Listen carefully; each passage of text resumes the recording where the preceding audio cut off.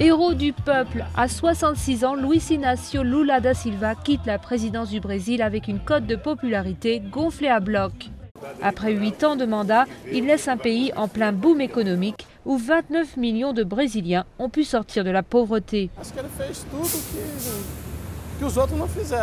Lula a fait tout ce que les autres n'ont pas fait, surtout à Rio. Je ne suis pas de Rio, moi je suis de l'état de Bahia et je suis très content.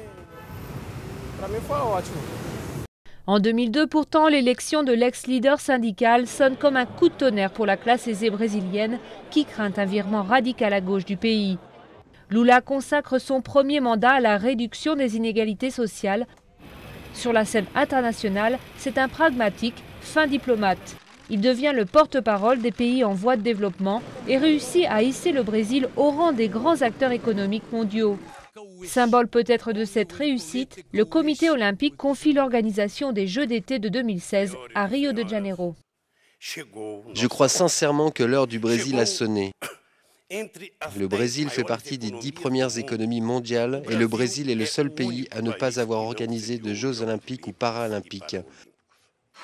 Héros du peuple, mais aussi héros des marchés.